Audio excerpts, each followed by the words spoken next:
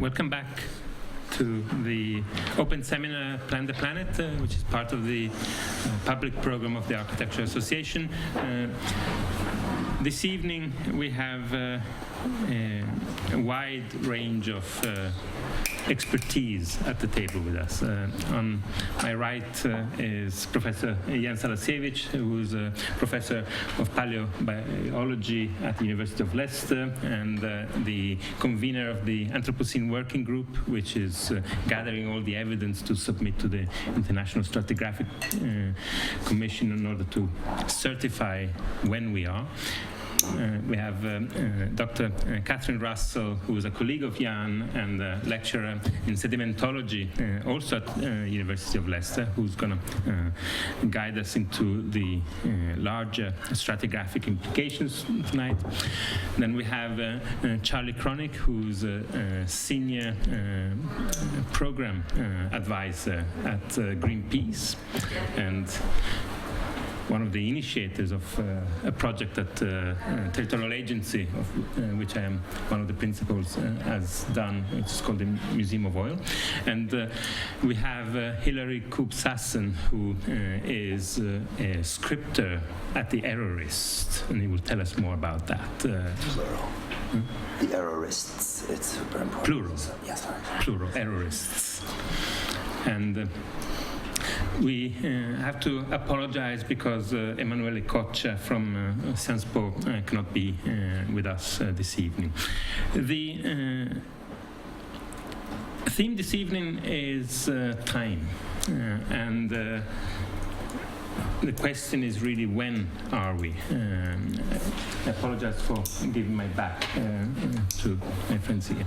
The question is really not an easy one to answer. It's not one where we are simply trying to synchronize our activities among the very complex globalization forces, but we are trying this evening to understand how the question that was put forward in the year 2000 by the Nobel Prize winner Paul Crutzen about the fact that we are no longer within the structures and processes of the Holocene, but we are in the Anthropocene, has consequences across a number of boundaries, disciplinary boundaries, social boundaries, and creative boundaries, and mostly material boundaries. So we're interested in this, how this question of when we are to be seen from a number of practices. And this has really got to do with the architecture of this question. That is the ways through which we can understand the construction of a common meaning of the relationship between people and their material bases seems to us to be in a condition of upheaval, exactly at the moment when we think we can master it so well through technology. And so the question is really for us a double one. On one side, we know that we have crossed into a new geological epoch. Science is overwhelming, even though you haven't submitted the final report yet. But we also know that that moment is one of complete dismantlement of everything that we thought we knew about cohabitation. And the distinction between nature and culture, and the distinctions between nature and culture are only part of the issues. So the evening is structured really around the intrusion of the Anthropocene into our guests' lives.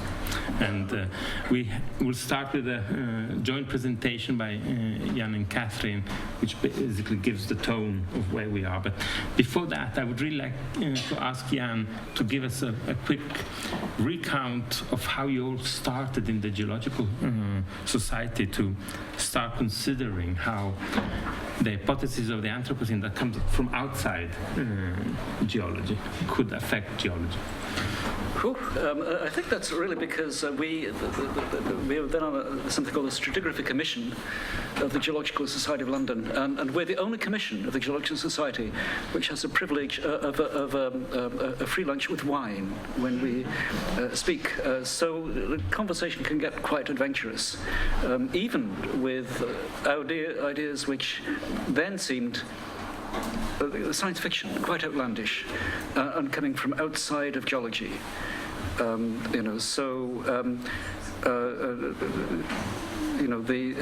It's a nice setting to develop ideas, to publish them as ideas, and then to see what kind of bricks come back at you.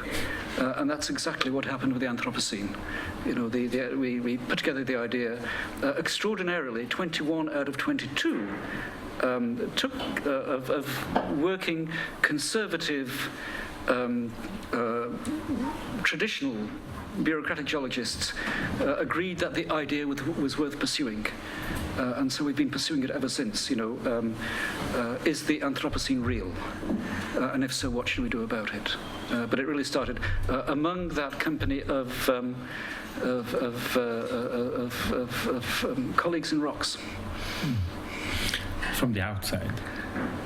From the idea came from the outside, and I think that and was being used not by geologists, but as a geological term, and there was the clash, the opposition, and we had to do something about it. Either say the Anthropocene is nonsense, don't use it geologically, or if it's not nonsense, how do we cope with it? And it's really at that second part. It's not nonsense. How do we cope with it? That we're now dealing with, both geologically, and there is a part of that which is, I think we should slide by tonight, but also, as you said, the Anthropocene does change the world we live in, at a planetary scale. And the bureaucratic part has an importance because it's a stamp of some kind of approval. So it'd be nice to have that. But regardless of that, it's the underlying reality which is changing now year by year, which as geologists we're not used to. Million year by million year, yes. Year by year, not so much. So the question is whether, when are we, from a geological bureaucratic point of view, is a crucial one, because you are allowed normally to deal with things that are not now. But because you're dealing with something that is now, the question was contains, is still up for grabs. The question is still up for grabs. The Anthropocene is still controversial because it is so new, so young, so different, and it's not finished. It is a trajectory. We're not so used to dealing with ongoing trajectories within geological nomenclature of the time scale, which is 4.5 billion years in duration. Do you want to start with the presentation? I guess we can move into it. Okay, yeah. Good. That's it. Okay, so this is an introduction to the rock side of things. In a way, it's the architecture of time. So, quite useful to have here. And these ideas that, Catherine, Marta Gasparin, and others of us have been working on for about 10 years. And this is one side of it. This is the geology. It is immensely bureaucratic, and it is part of a hierarchical time scale of units from the blue one at the left-hand end, which is an aeon through to an era, a period, and then we have this pattern of epochs and ages, all of which take decades to find evidence for and define. And the idea is that at the top of that, there is a new unit, not yet formal, and it may not become formal for some time, which is the Anthropocene. That's one way of looking at it. This is probably a rather clearer way. There is a horizontal line which represents about 20,000 years of the Holocene. You could say that is the world that humans grow up into. The vertical line is the Anthropocene. It's our logo we've chosen because it represents just one part of the Anthropocene. And this is something that we had thought was not yet here and incipient. And in the last year or two, we've begun to think it is happening rather more quickly than we thought, and parts of it are already becoming here. It's derived from these three diagrams made by Clement Poirier, one of our colleagues, who took a 15,000-year timeline and looked at the rates of change in population, in carbon dioxide, and at the bottom in methane, across that time. And so through that time, even from the last ice age into the current interglacial, it has stayed more or less the same. And then it climbs up in the last century or so. And that climb, the difference from the horizontal to vertical in the rate of change is what we are calling the Anthropocene. You take it at an even bigger scale of just 1,000 years, it's still clear as this very well-known rise in CO2 values from about 280 to now in excess of 400 ppm. The top one is the rise in values, and the bottom one is, again, the rate of change. Things are moving very quickly. That is one of the aspects of the Anthropocene. And of course, they're moving quickly because we've changed the landscape. That's a minor but significant part of it. And also because we've burnt humongous amounts of oil, coal, and gas within something that's been called the Great Acceleration of everything, of population, of industrialization, and globalization. So within one human lifetime, things have begun to change. And they've changed, things have always changed. That's a truism that is often brought up in climate denial circles. And yes, they have, but they've changed that shows 400,000 years, but it's changed for in excess of 3 million years on a very regular and predictable metronomic scale with a very well-defined bottom, glacial phase, and top, interglacial phase. We've been at the top for 10,000 years, and that top now has a new top, which is completely new territory in terms of the Earth's atmosphere and therefore the climate. Humans have been around for most of that time. They've been influencing the Earth system for in excess of 50,000 years, detectably, but within something that has been effectively sustainable, if you want to put it in those terms. The change in the last 70 years is the difference. That amount of CO2 that's been put out is about 1 trillion tons that's hanging in the air, and that 1 trillion tons is equivalent of a layer about 1 meter thick, almost exactly, of our exhaust gases, if you like, which is growing at the rate of about 1 millimeter every fortnight. That is the reality, of those graphs. So overhead height for a child right now. And of course, that again, if we take this 20,000 year scale of going from the Pleistocene, glacial times, into interglacial times, the Holocene, and we've begun to go up vertically. And of course, the big question is, how far will we go? How much carbon will we emit? And therefore, how hot will the world get? Whatever it will go, it's going to stay there for an awful long time.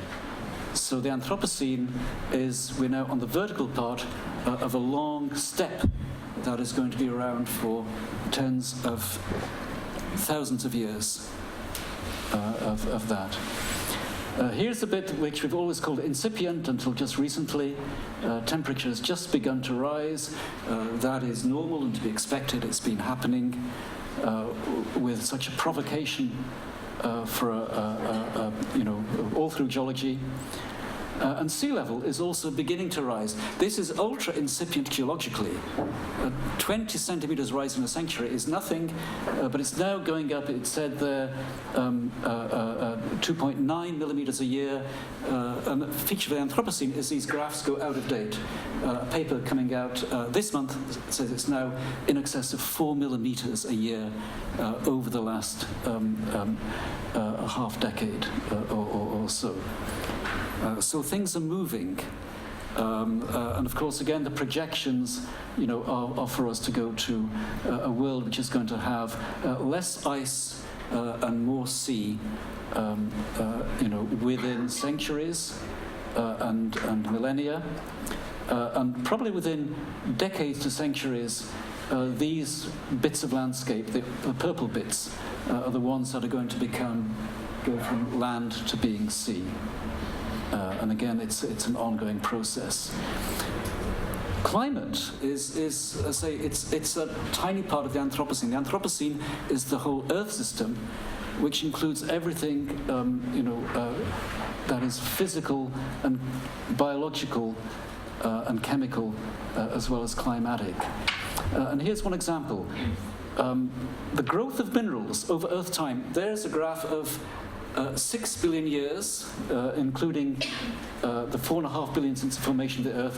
The graph is a rise in minerals, going from interstellar dust, just a few, up to meteorites, a few hundred, and Earth, a few thousand, an oxidized Earth from 2.5 billion years ago, about 5,000. The number of minerals, the basic building blocks of a planet. What happens now? Well, we're making minerals. And we know we're making them, different new kinds of garnet, metals, alloys, and things like that, synthetic minerals. How are these altering the planetary picture? There's another one, aluminium, we've made enough now to coat the US of A and a bit of Canada in aluminium foil. So some of these are being made on a planetary scale.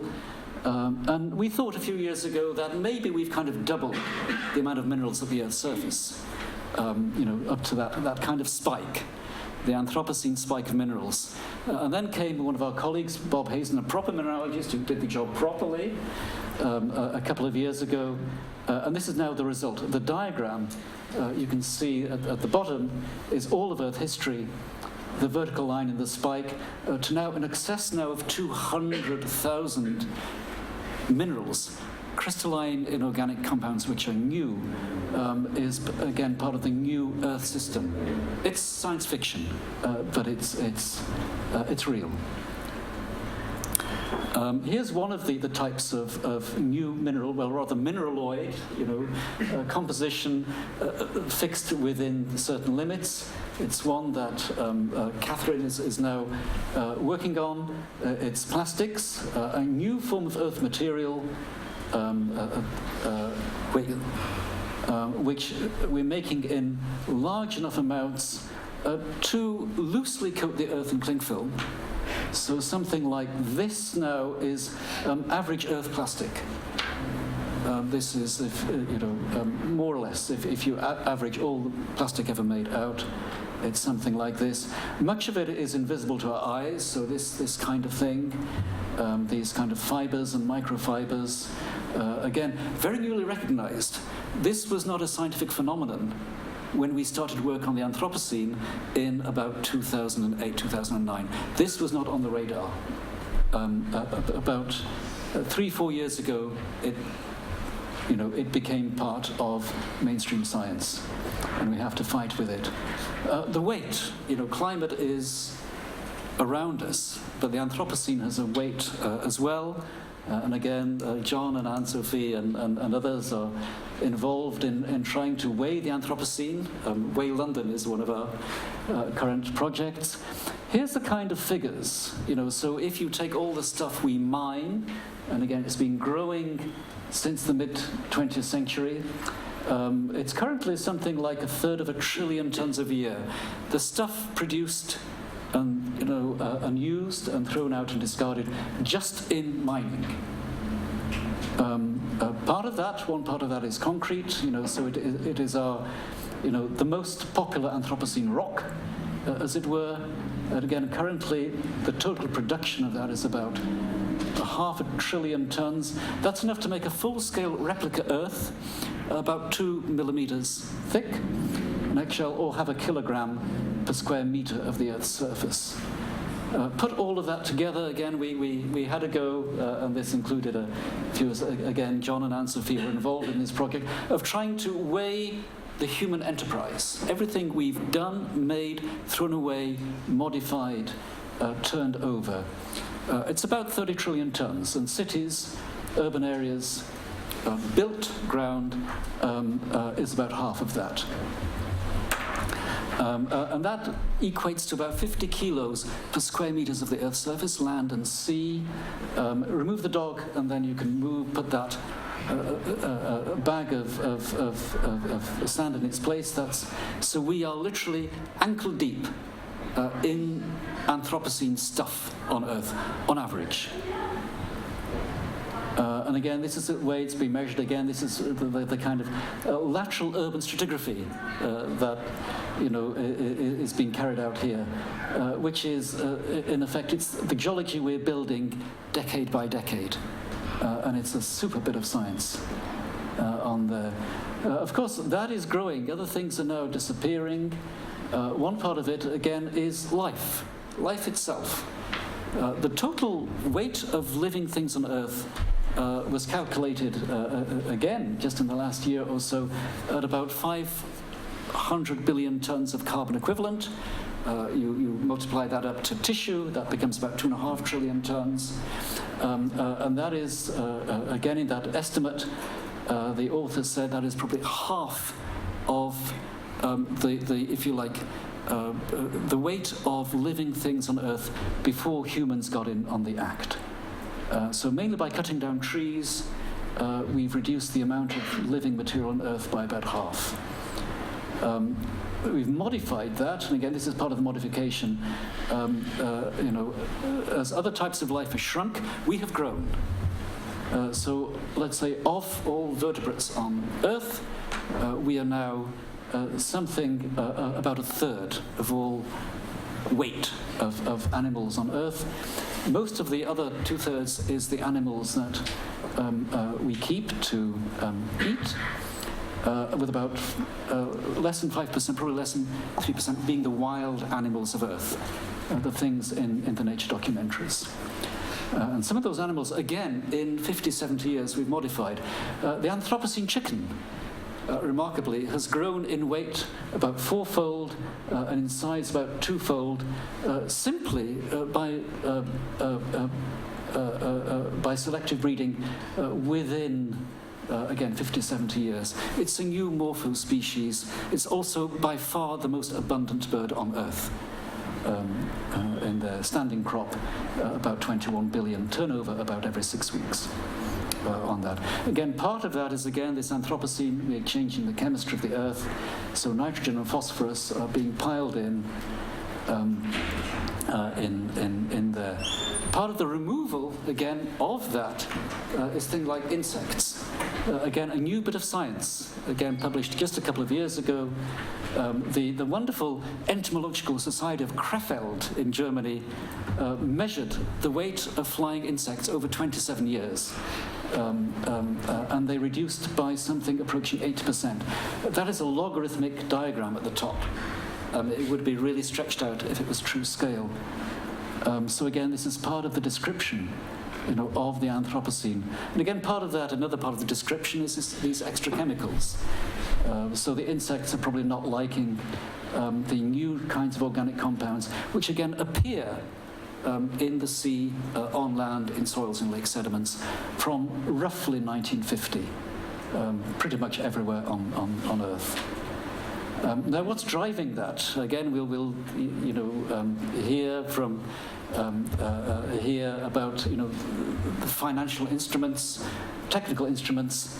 One idea that we quite like is this idea of the technosphere, which is all of our technology, all of our things, our factories, plus our societies, plus humans are caught up in a new system which has budded off the biosphere, and like the biosphere, has its own dynamics, which we are part of, but we are not sure if we can control.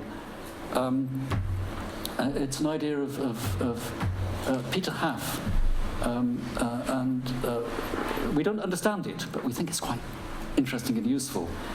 And part of the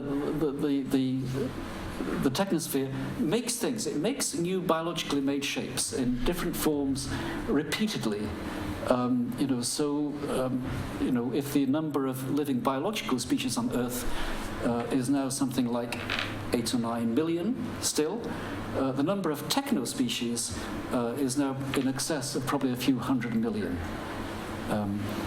Many of them in my untidy garage at home. And these are things, of course, which are now present and are the fossils, the techno-fossils of the future. And again, the feature of the Anthropocene is, while it takes millions of years for biological species to evolve, it now takes years and decades for techno-species to evolve from one kind to another. We're clearly breaking into something new. This, again, Timothy Morton would call it the hyper-object, something bigger than we can cope with and comprehend of the Anthropocene is something new. We have no idea where it's going, so I think it's probably time to have the closing sunset on this particular spiel with the Anthropocene contrail up in the sky. Okay, thank you for your patience with all this geology stuff. Thank you. Thank you, Jan. That was great.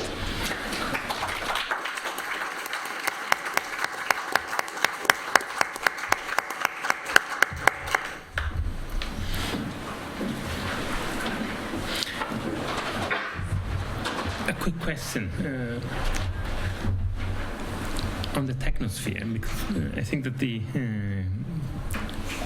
concept, as you said, we don't fully understand, and from our perspective within disciplines of making, it really is baffling, because as we say many times here, from within the form-making practices and building and engineering and architecture, it looks like something that we do.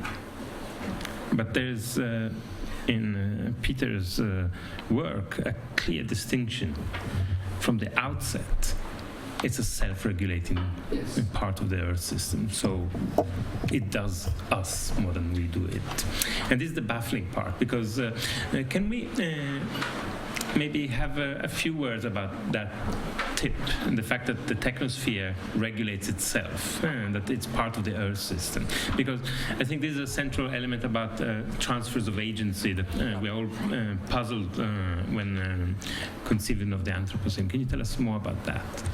But the technosphere, I think, is useful because the classical idea is that we're humans. We decide and we make things, and therefore things happen. So we are in the driving seat.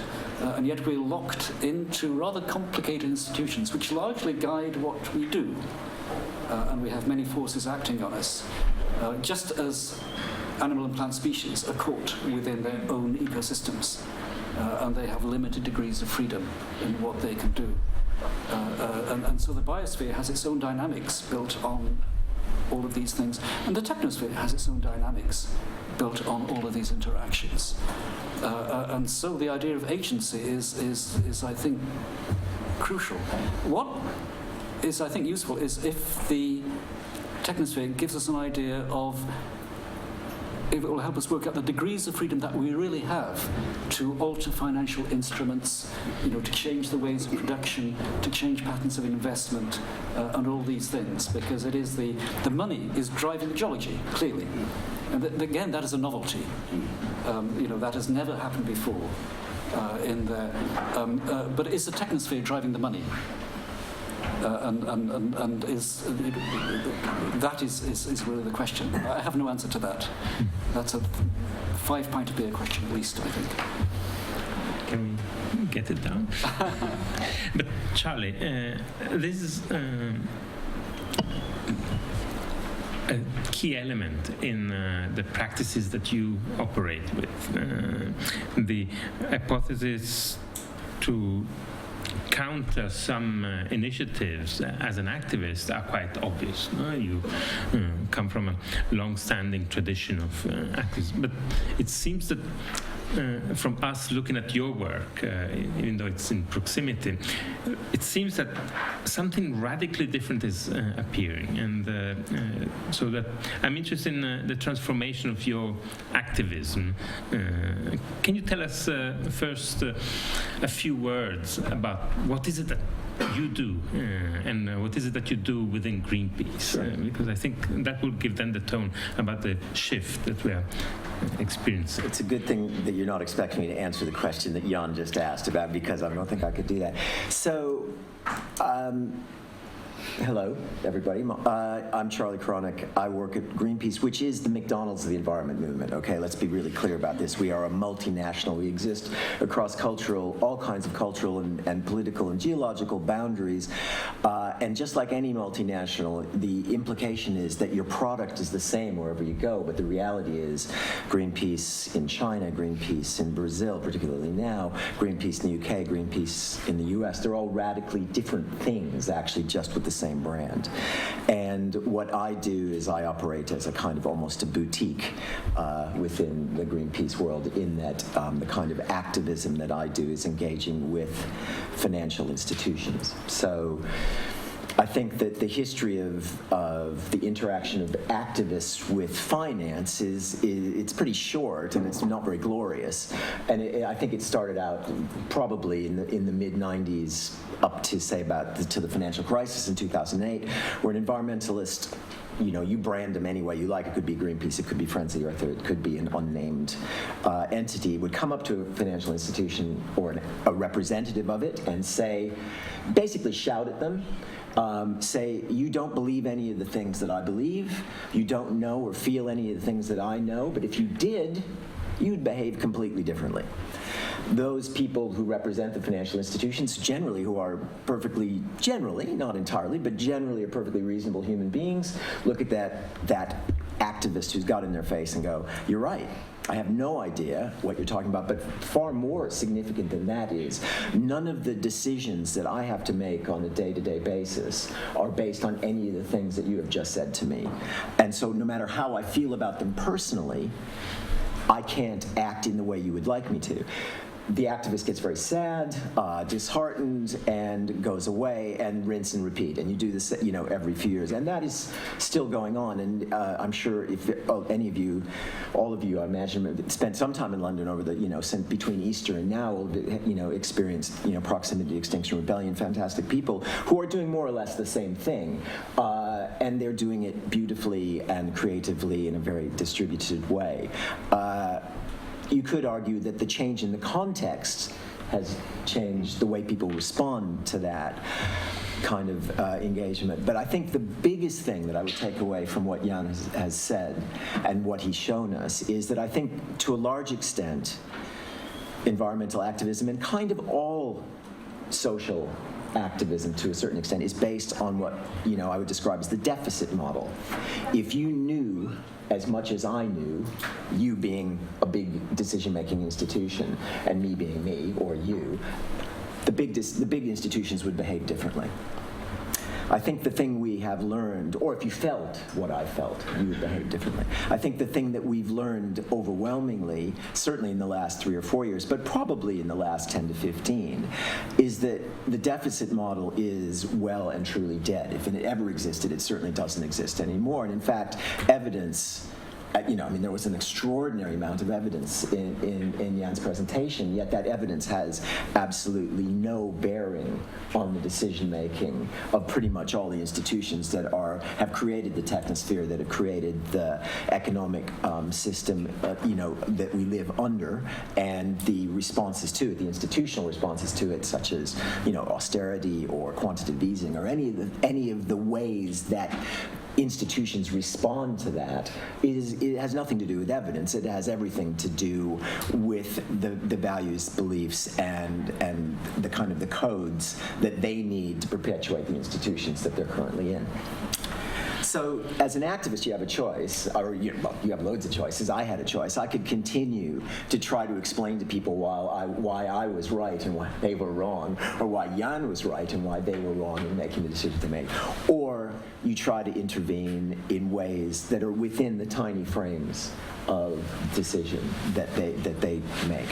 So I'll give you a really concrete example about when I started doing this kind of work in about 2008, there were a set of preconceptions around the oil industry, and I spent a lot of time thinking about oil because it's a really good proxy for the way we think about the technosphere. It's a short-lived, industry. It's barely had any history at all.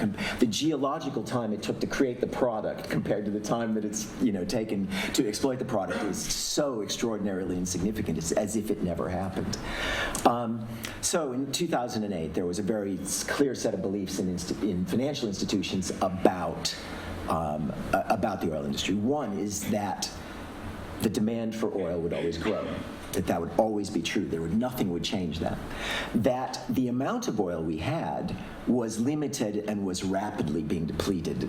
Probably anybody in here old enough to remember peak oil. Do you remember transition towns when we thought we were going to run out of cornflakes and Totnes was going to pull down the shutters and we were all going to have our own currency, the Totnes pound?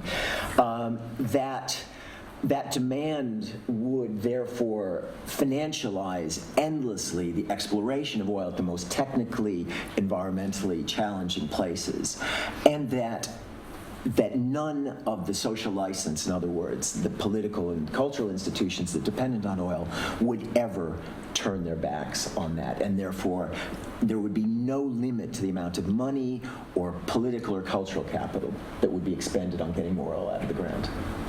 It's now 2019, almost 2020, and we have literally more oil than we know what to do with, that the amazing technocrats in the technosphere have learned or just begun to exploit the ways that mean that virtually we have, dozens of times more, orders of magnitude more fossil fuels generally, but oil and gas particularly, to cook the climate beyond habitable limits several times over.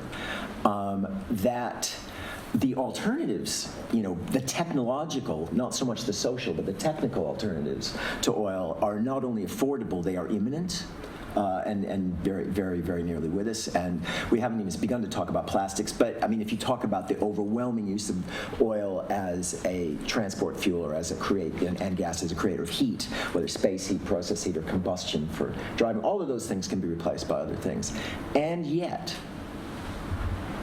since the signing of the Paris Agreement, this amazing thing in 2015 that was going to limit, that was going to strive to keep global average temperature increase below 2 degrees and as near as 1.5 as possible, 33 financial institutions around the world have given the fossil fuel industry, oil and gas industry, $1.9 trillion between the end of 2015 and the end of 2018 to expand the supply of fossil fuels. Now, why in any rational institution would you do such a thing? It is the definition of madness.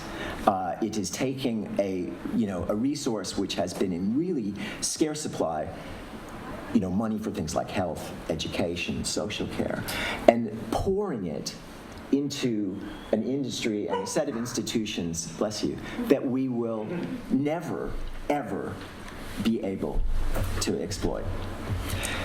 And a few years ago, some really, really smart people they all used to work in the financial industry. It started a little outfit called Carbon Tracker just around the corner here in London, and they calculated and continue to calculate the amount of capital investment that's going into oil and gas and fossil fuels generally against temperature rise, and they're modeling it really precisely. It's now down to the industry and even the company level of the amount of capital expenditure that is beyond 1.5 or even 2 degrees, even with the most generous assumptions. And it pretty much means that every company in that business in the world will, in the next, between now and 2030, will basically either have to transform or cease to exist. So, the question, and they also posited this idea that if, as a financial actor, you continue to pour money into these industries, by 2030, which is very soon, we would be facing what are called stranded assets. In other words, in conventional economic terms, these things would no longer, you couldn't monetize them anymore, and all the money you put into them would be wasted. And this is where we come back to the deficit model. These are really rational people. All of them worked in the financial industry before, and they said, here is transition risk. When the world finally realizes that climate change is going to send us to hell in a handcart, all of those assets will be wasted. You will have lost all that money. And every financial actor looked at it and went, there's absolutely no transition risk at all. If your incentives are every 3 to 4 months, if you're a fund manager, if you're a banker and your assumption is that your loans have to be repaid within 3 to 5 years, you look out over that period of time for your incentives or your remuneration, you go, there's no risk. There's absolutely no risk. So the money continues to flow at the most extraordinary and accelerating rates. The real risk, of course, as has been highlighted just so dramatically by all those slides, is the risk of a failure to transition. The risk that nobody talks about, because all rational people who believe in the deficit model will go, well, they look at that presentation, well, they go, obviously there will be the transition.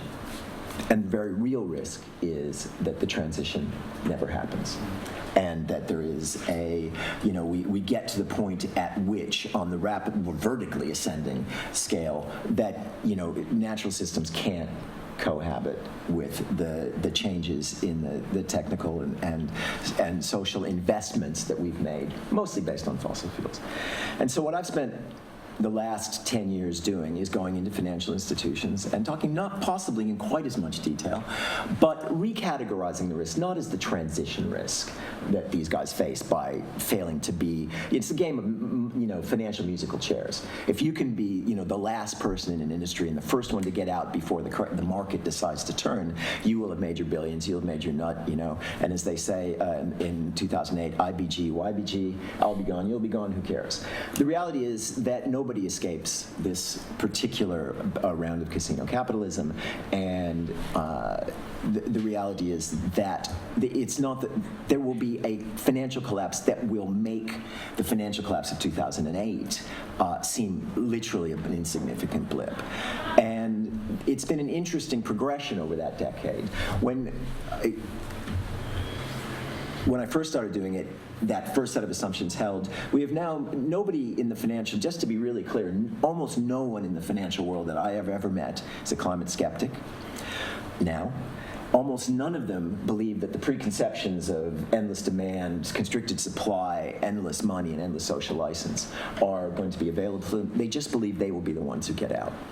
And I think that's the challenge that we currently face, is how do you transform a cognitive belief and an understanding that the problem is existential with a day-to-day set of decisions that seem perfectly plausible within their current frame of reference. So that's basically what I do is I sow seeds of doubt, bigger and bigger and bigger seeds of doubt. We start out with seeds, we've moved into saplings, we're now kind of into industrial forestry levels of doubt amongst the financial system to accelerate that transformation. But it won't operate in isolation. It won't be because we will not be saved by markets, all right? Climate change is the biggest market failure, as Nicholas Stern said in 2007 in that big report.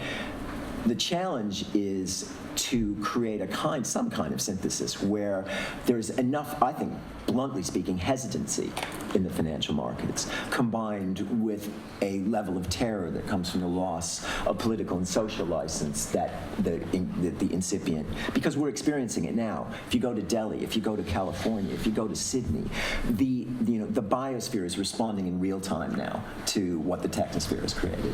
And I think it's the combination of those different elements. But the reason that I focused on finance for all this time has been that between now and 2008, that's been the system that governance has focused on to the pretty much exclusion of all others. So if you're a rational actor, which I hope that some activists are, it's not necessarily a good thing to be, it's just what I've chosen to be, is that you choose to try to intervene and monkey wrench the system that attracts the most attention from the other powerful institutions in the world. And I guess the final thing I would say, I've never heard the expression the Great Acceleration before, but I'm so glad I have, because I was born in 1955. So I basically have lived through pretty much all of the Great Acceleration, and now I know I'm so tired. It literally explains everything about how I experience my life. But Charlie, what you're saying is that there's obviously a step beyond the Enlightenment, where more knowledge... A step beyond the... Enlightenment. Yeah. Where more knowledge will lead to independent decisions. And what you're seeing here is that what you basically said, that in spite of all the evidence, there is one major cognitive failure which is unsurpassable. And I think this is a really interesting moment, because on one side, Jan is pushing a complete Enlightenment scientific model of having to convince your colleagues about the Anthropocene in order to rubber stamp it. And you're actually telling us, yeah, you know, even though you rubber stamp it, the guys have no incentives to change. So we are seeing here a very interesting bifurcation, I would call it, of the Anthropocene. That on one side is pushing so much more science, more thinking, activism is changing, and on the other side, it all looks without an output. You mentioned that maybe that there needs to be a major moment in shift in the attitude. But look at what is happening in this country, where there's a combination of finance and geology in and what happened yesterday with the ban on fracking, which is a clear conflagration, I would say, between, on one side, scientific evidence and the political campaigning, where you can no longer distinguish one from the other. And I find those moments are becoming more and more frequent in our lives. So my question now is for Kathleen. You're a young scientist, and how do you go about starting your scientific career in such uncertainty about science, in such an uncertain condition? No, because it's not that we need yet more evidence. It's overwhelming, but still nothing happens. So how do you go about that? How long have you got?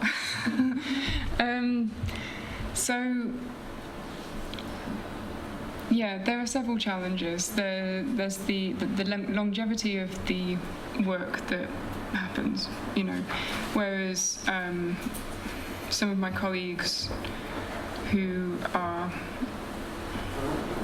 been in academia for quite some time, they may have planned their careers on decadal kind of timescales. I'm planning mine within a decade, because within 10 years, you know, we're going to see a very different kind of environment. So there's that challenge. There's also what's going to get funded, and that's kind of got to fit with the popular vein of, you know, we can make a difference, we can make things change, we can make things happen. And so, but then, so that element of finding funding, as a sedimentologist, there are two places that you can find funding. One is with oil, and increasingly so, the other one is with plastics. Plastics being the new sedimentary component that we have created and spread to pretty much every millimetre of this planet.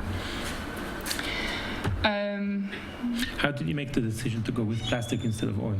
Well, when I did my PhD, I was actually involved in more of the former, more of the latter. So I worked on river deposits which have become rocks, so they are no longer wet. And many of the largest oil reservoirs around the world are actually within those deposits. And within those rocks, it's actually not as simple as stick a hole in the ground and suck the oil out.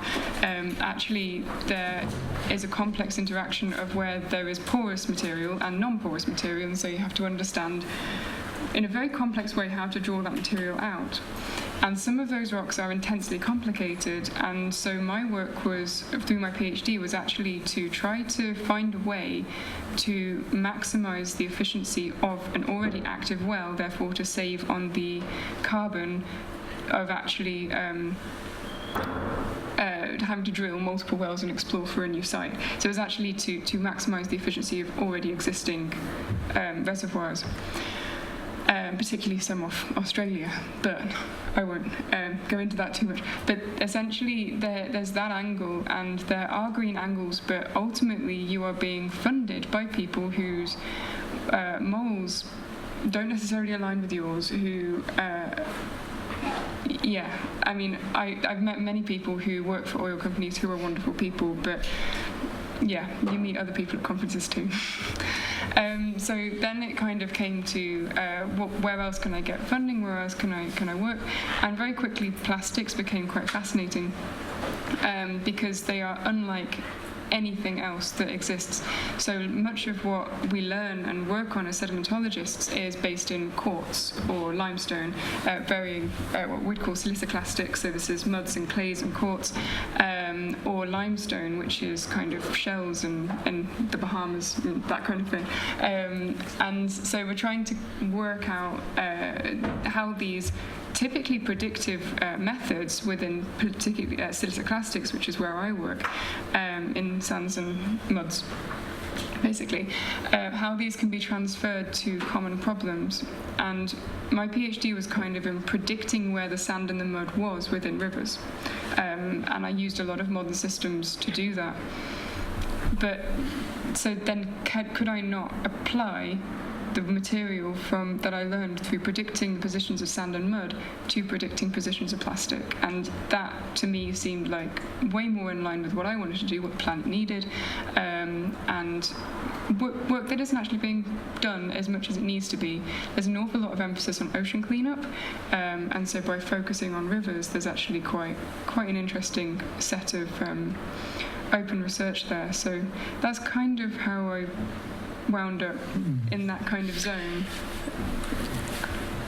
In the very first Lancet image that was published, which is, of course, above Texas, there's not one single river that is not either dammed or modified in its canal. Can you tell us about your models? Are they valid in the Anthropocene, or do they refer to the Holocene? Yeah, so rivers want to do one thing, and we're making them do another. I kind of try to avoid the term Mississippi River now, and I prefer Mississippi Canal, because it is so boxed in, and it's so it's completely different to how the river naturally wants to behave. I don't know if you've seen the Fisk maps that were published in 1947, where you can see all the beautiful meander loops all over the Mississippi. That's historic now. That doesn't work in that manner anymore. So what the river wants to be doing is transporting sediment, which is now blocked by dams, downstream, which is now a shipping area for transferring commodities up and down the Mississippi, just as an example. So it's therefore been deepened, and it's therefore dredged, and it's no longer natural sediment. And much of the sediments under there as well will be plastics. So even the sediment as a basic isn't natural anymore. But then ultimately what you end up with is, say, the Mississippi Delta starts to sink, because natural systems rely on input from that natural system to maintain what it is that they are trying to exist as. So that the Mississippi Delta doesn't have enough sediment coming into it anymore, and it's starting to sink. The validity, therefore, of what we learn in the rock record and what we bring into the modern is a very interesting question. I think that there are elements that are valid, where the landscape hasn't been modified to the extent that it might have been in, say, the Mississippi. So there are places in the Amazon where the rivers are still behaving naturally. You know, we can apply those models to work out where where plastics will deposit and where we can go to clean them up. And there are also rivers where we cannot apply those models anymore. And interestingly, when we try to interpret the rock record to bring our models into the modern and to try to work out, well, therefore, how can we work out where things are supposed to be based on what we know about how rivers should behave from the past, the anthropogenic alterations aren't necessarily looked at in all that much detail. In some cases they are, but not all the time. So there is that very strange disparity between the relevance of what we've learned from geology, but that is a disconnect gap, and ultimately flow dynamics are the same. Once we understand our new sediment, which is what I'm trying to work on with understanding the plastic, we should be able to generate a new set of predictive models and predict our future geologic record. You sound very much like one of the many students of architecture that will say, this is my plan and this is how it will end up, and then someone of their colleagues will say, but wait a minute, that prediction is no longer valid. So I'm really interested in the fact that you're now considering this shift in the model and still holding on to all the principles of physics and hydrodynamics in order to understand something that is drastically modified. But at the same time, we just heard from Charlie that actually the people who will put the plastics just received an enormous incentive, an enormous amount of funding actually to multiply the plastic factories. In the last years, we've seen more and more of these plastic factories. So I'm interested in this condition where on one side you're thinking, I need to do the plastic because so I can do some good. But the more evidence that you are bringing, it seems that the more it screams for disregard for evidence. So I'm wondering really what is the ethical condition as a young scientist in that condition. We see it in architecture. When we say 30 trillion tons is the amount of stuff that we have here, people look at us, but I'm not interested in knowing the weight unless it's in pounds.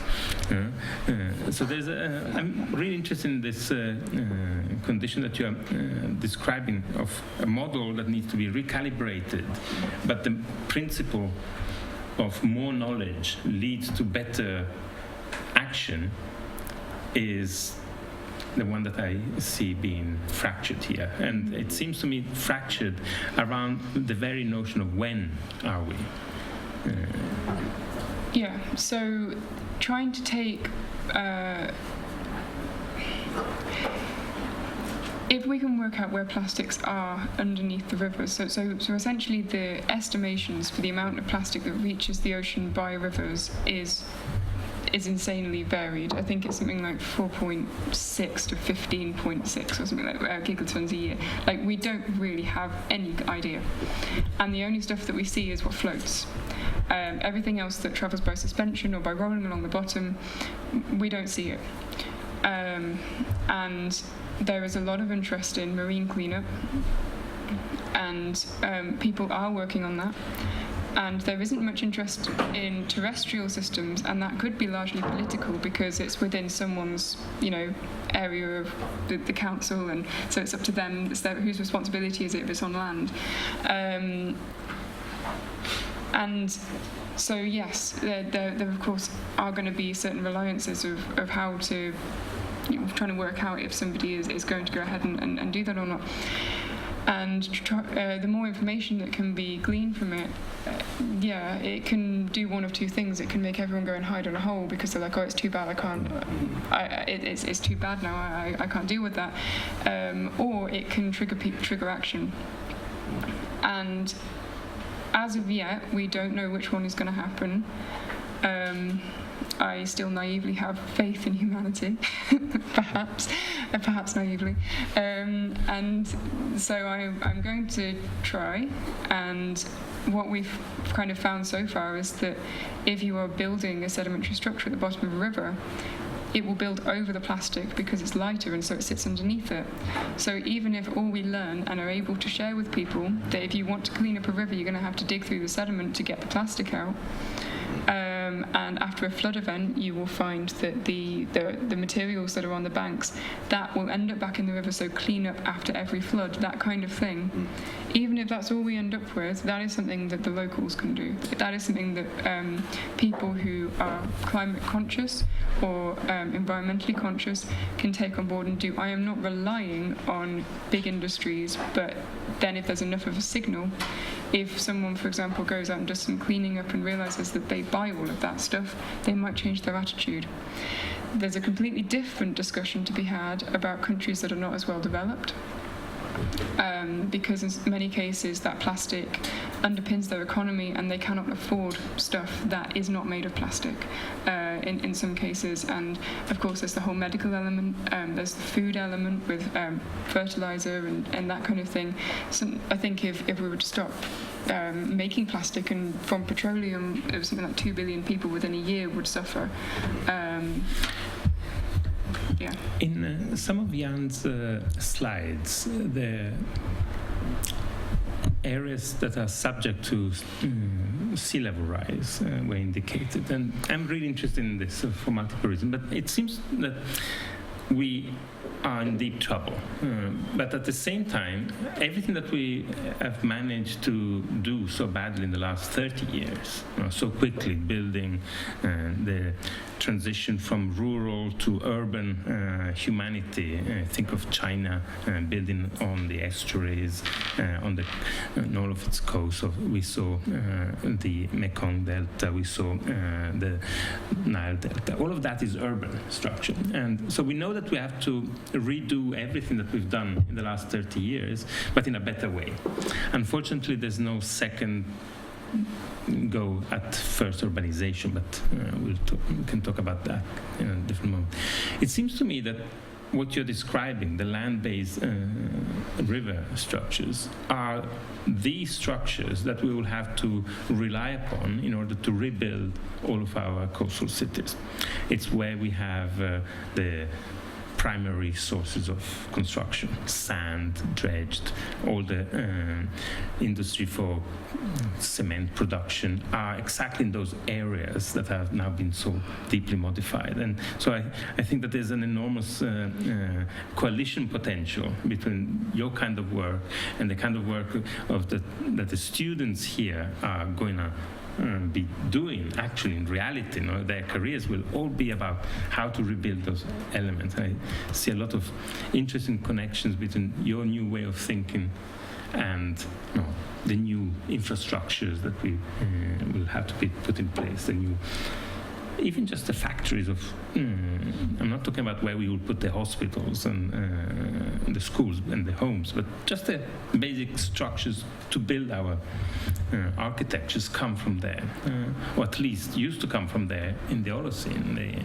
The very basis of architecture, the bricks, is sedimentology. And so I'm really interested in your shift of perspective and how you're dealing with in a very pragmatic way, saying we have to do this in order to achieve that. I think it's a really interesting element. But I wanted to say this because it seems to me that then your attitude of being straightforward, looking at the contemporary forms of transformation of the planet, encounters Hilary's work in a peculiar way, because Hilary, you are dealing in your work from, say, a completely different entry point, with a similar relationship between an imaginary of the rational and an imaginary of the irrational behavior.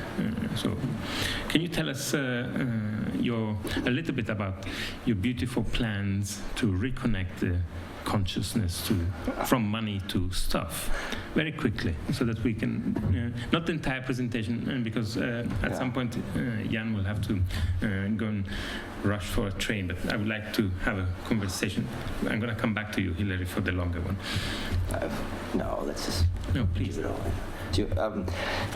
when you said you used the word trajectory in your presentation, and I thought that was so interesting because trajectory implies there's an end point, whereas momentum is what we were really getting with the technosphere. It has momentums in it, and I thought, and then again with you, and you almost assume that actually there is no trajectory. No one out there is actually working on a trajectory where they say, "Whoa, this big energetic release, I'm going to ride that and come out on top." And I think that's a bit naive. I actually think that those people who are working in finance often understand that when things collapse, the wealthy do land on top. So I do think there are a few land on top strategists out there where you can have for example, the one defector from the Paris Accord is really Russia, and Saudi Arabia is so tempted, playing, because if you imagine what's going to happen, there'll be this new private ocean up at the Arctic Circle with all the refugee fish up there, and if he can just flog dictators their chateaus around this, it's a viable trajectory. You can even accelerate such a trajectory. Now,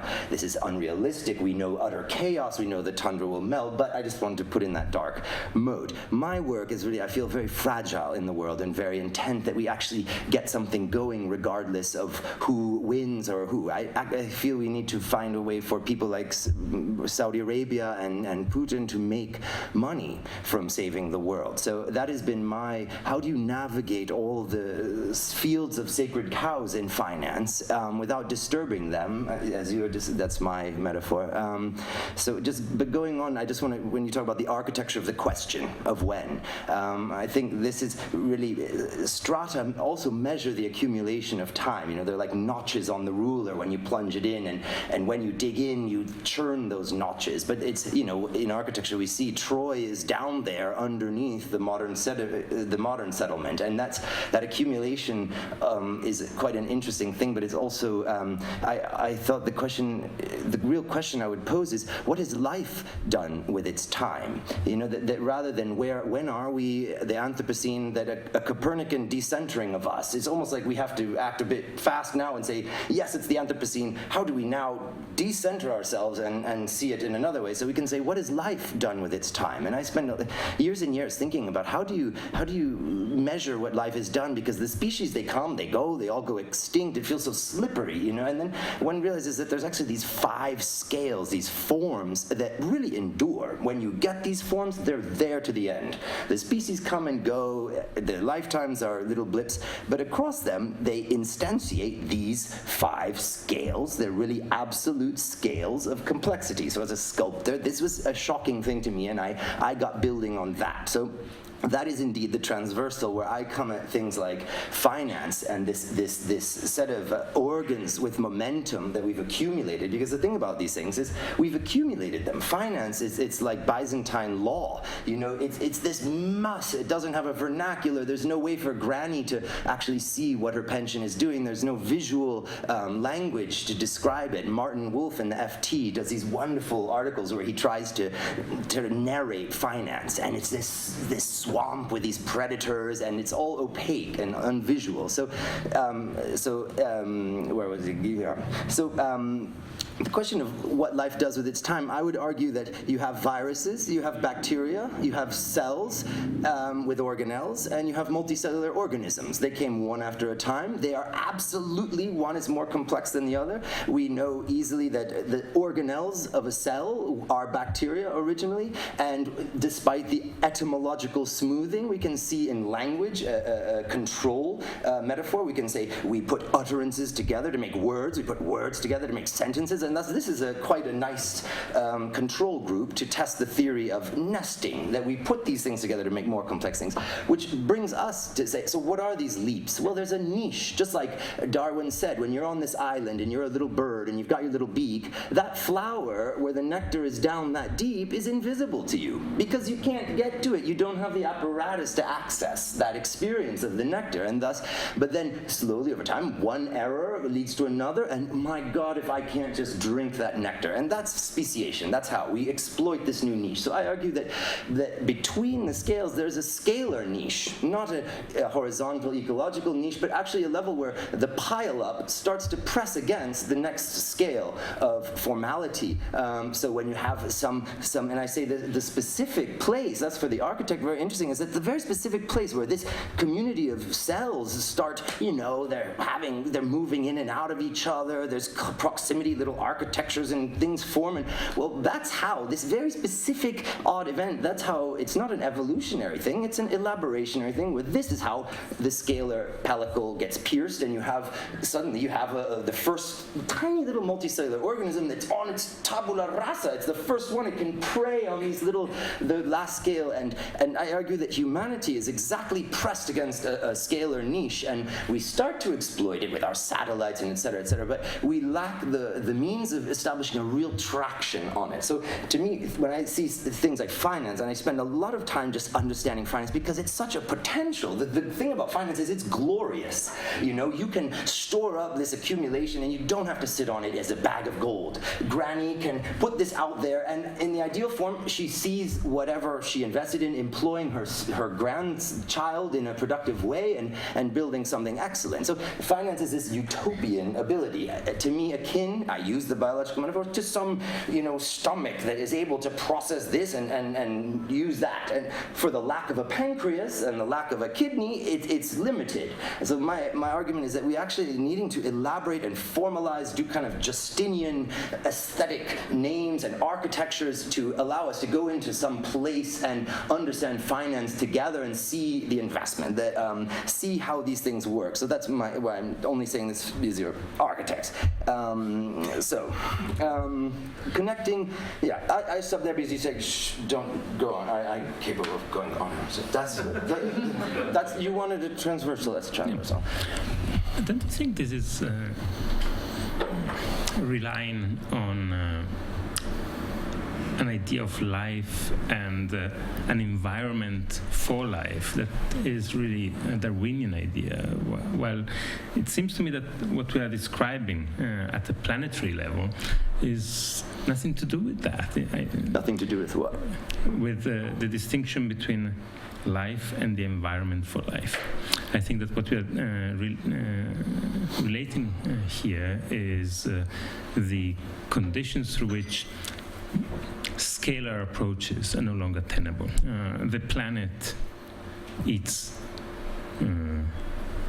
itself. It's an autotrophy system. It metabolizes sunlight, and life is the planet. It's not at the level of any scalar condition. It's simultaneously one. Definitely. But it's cellular system, but it's traversed by the planetary system. So I don't really get your point of humans pressing up on the next level of scale. If you look at...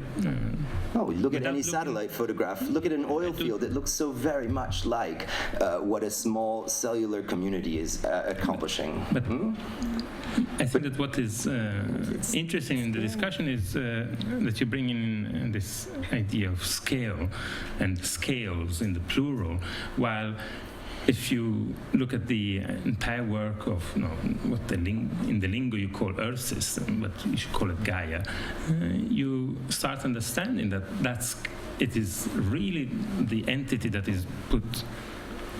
is challenged. What do you mean, the entity? The scalar... the planet itself. The scalar understanding of life, where there's an adaptation of life forms to an environment, and maybe maximum that you can describe is a co-evolution of the two. What we're describing in the terms of Jan is the planet is alive. What we are doing to the planet is that one part of life is now creating a component of the planet that is not recycling. It's not that it's creating a scalar difference. The technosphere is something really complex and mind-boggling because it cuts across that preconceived notion of the scales. But why would you deny that all of these, that why would you limit, unless you're, I mean, a humanist struggles with this notion, but why couldn't you accept a Copernican decentering of human, that we don't, the sun doesn't go around us, actually. We are a momentum. And the question is really, do we manage to get traction on that level of formality, or do we just fail like so many such attempts have in the past? This only happened 5 times in history of all of life, you know? Yeah. In Jan's diagram, there was an oxidation moment, but there are multiple revolutions that have changed the Earth. Next week, we'll discuss that more in detail with Tim Lenton. But it seems to me that the discussion that you bring to the table is one of scale. And I wanted to position that, because even Jan started with a beautiful diagram that is dividing time in scales. There's the eons, all the way to the current age. But at the same time, every single one of you, and it's 7:50, every single one of you is describing how acting now and acting on an entire time scale coincide. So the scales have been muddled. It's not that we are now and then there's deep time. Our action or our inaction is a geological time. And I think this is radically different from thinking it in clear-cut steps. And maybe Jan, because yes, you have to the run. scale part is important, because if you think, you know, about the Anthropocene, which one of these scales should it belong? Should it be a little age, a moderately size, but small to medium epoch, not big a period? You don't get any of these. A pretty big era, or a humongously big aeon. It shares elements of all of those. Because we're geologists, we're conservative, and we go for the lowest common denominator. So we say it's at least an epoch, but other things are completely new. And so they're outside of the frame of reference, you know, of scale or process. You know, one of these is the technosphere and what one's products and the way it behaves. So we simply try and deal with it pragmatically, and therefore to have the answer that through ignorance will create the least number of waves amongst our colleagues who we would like to at least keep this idea still out there and there to be worked on. But in terms of the scales, and you quote the bacteria and the viruses and the microbes and so on, and the 5 big extinctions you're referring to. I'm just simply referring to there are 5 scales of complexity in life. That's what life has done with its time.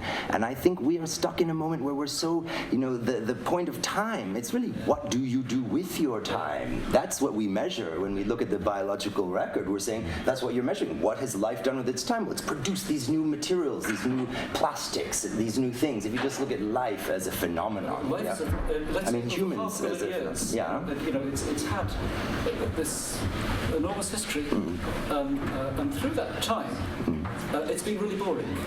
For most periods of time, not very much has happened, and even in the very big mass extinction events, the Earth has not lost a single phylum, a single major group of animals in that time. Which is you know, it seems to suggest that whatever is happening now is different and interesting and hard to fit within those categories. Try as we might to use them as analogues.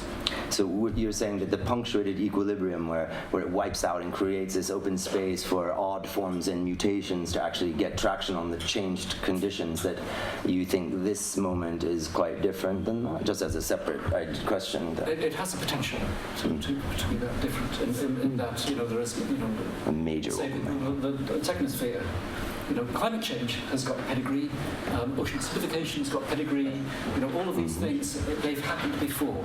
We have an idea. But the technology factor is something quite new. And quite where that will go and what it will build and who will do the building and what will do the building is that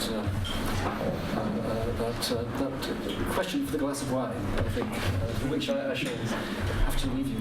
Yes. Would you join me in thanking once again Jan Salasiewicz?